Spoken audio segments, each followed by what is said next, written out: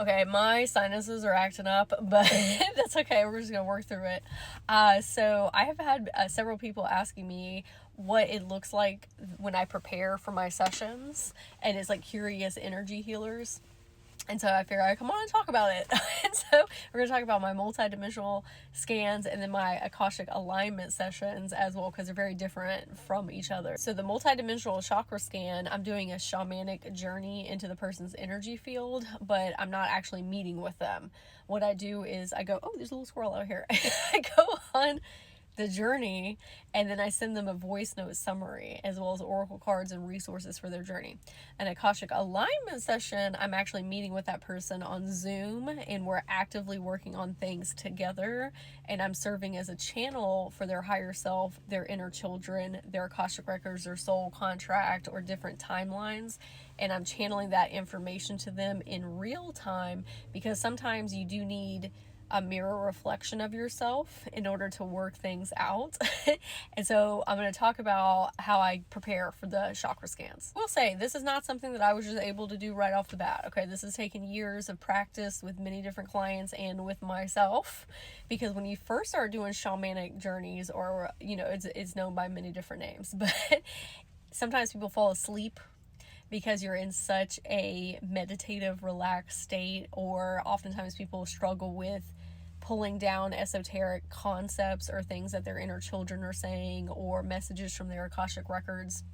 And it's like you're viscerally experiencing it in the moment, but then it's almost like you kind of forget when you wake back up. I have trained myself to be able to stay awake while I'm accessing these different planes and keep one foot in this dimension and the other foot in whatever dimension that I'm in for the client. So what I do is I light incense or Palo Santo or sage. It just kind of is a ceremonial opening. I pull oracle cards for the person as well, because then that kind of gives me a framework of what I am about to dive into, if you will. I don't get like super bogged down in the oracle cards though. I like to send those to people because the imagery is really good for your subconscious and it kind of deepens the messaging. Some people are very good with healing from downloaded messages that come from oracle cards, and so I send those. And then honestly, I just sit on my bed and I get a notepad out and I set the intention to find whatever in their records or soul contract needs healing. And I close my eyes and I follow frequencies is what I'm following. So because I'm claircognizant and I don't see pictures, I feel images and I feel frequencies. Different frequencies will come up, like shame or guilt or imposter syndrome, people pleasing, abandonment, trust wounds. When I lock on to one of them, I follow that frequency, and then when I find where it is, I ask either the inner child or the different timeline to come forward so that I can speak to them, and then all of a sudden they're there. And sometimes we're in different locations. It's really wherever they want to meet, if you will. And then I have a conversation with them and ask them, why are you feeling this way? Can you tell me what happened in this timeline? Is there anything that you want to relay to my client, like as far as messages? Do you want to mentor them? Can you help them with something? And then as I'm talking to them, I'll open my eyes and then I'm taking notes. And then as soon as I feel the ping of okay, well, let's go back in, I close my eyes and then we go back in and have some more conversation.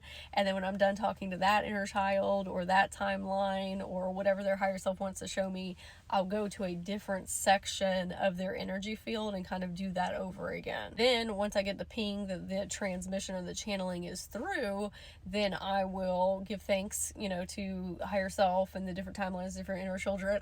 And then I will take all the notes that I have and then I will transcribe it into a voice note summary for the client. Oftentimes what comes through is sometimes I'm meant to go in and do healing for the client. It's like the client's behalf. And then a lot of times I'm supposed to translate it to the client so they can continue to work on those things or understand what it is that I did inside of their chakra system. And then I send them the resources that either their higher self told me to send to them or things that I think that would help them on their journey. And then I send them the oracle cards. Now, Akashic alignment sessions are a little bit different. And so this is where we're meeting on Zoom face to face. So again, I light incense as kind of like the opening ceremony. And then I ask each one of their chakras what kind of crystal is going to help them in their evolution and healing journey. And I actually build a crystal grid. So I go from your root chakra all the way to your crown chakra. Sometimes I add other transpersonal chakras, but usually it's just the 7. And I have these little amulets and talisman that I put underneath each chakra depending on what type of healing energy that they need or releasing energy. And then I take a couple minutes to sit and pre-talk with their higher self and say, hey, is there anything that you really want me to relate to them as we're talking together? Because people usually come to me with questions specifically. Sometimes they leave it open and just want to know what comes through. But most often the higher self has things that they want to talk about during the session. And so I'll take notes, and then I pull oracle cards for Akashic alignment sessions as well.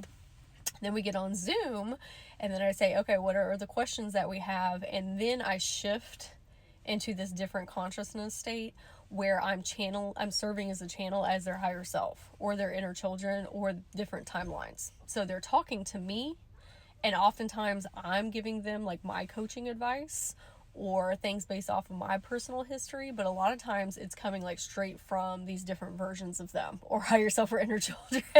And I'm just sitting here as kind of like a translator. So it's really, the person healing themselves. I'm serving as a mirror, if you will. And sometimes I'm a version of them, like an example of a future higher self of them. Right. And that's why they're coming to me, because they want to do similar things that I do. Right. So I'm kind of guiding and leading them through the processes of how to not only heal themselves, but taking my modality and being able to utilize it with somebody else. Because during Akashic alignment sessions, I will be asking 9,000 questions. I'm really teaching for my own aspect, like for my coaching, I am teaching you how to go on very deep self-discovery journeys, okay? And how to ask yourself or your inner children these timelines different questions so you can get to the root of healing. And then after those sessions are over, then I send them a replay of the Zoom. I send them their oracle cards, a picture of the crystal grid, and then any resources as well.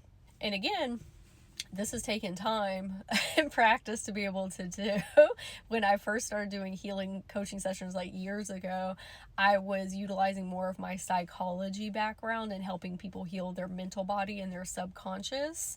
And now I do more channeling and timeline healing and soul fragment healing with people and helping them understand like different multidimensional layers of self. Both of them are great. Both of them are needed. I used to love doing that work, and I still do that work in some capacities. But I will say, if you are wanting to get into energy healing or a new energy healer, it's okay to work with people's mental bodies and help them with their 3D scapes and understanding themselves. All of the multi-dimensional things will unfold for you and your clients the more time and energy that you put into understanding how to do these shamanic journeyings. And if you have any questions, I would love to hear them. You can leave them in the comments, and I hope you have a very magical day.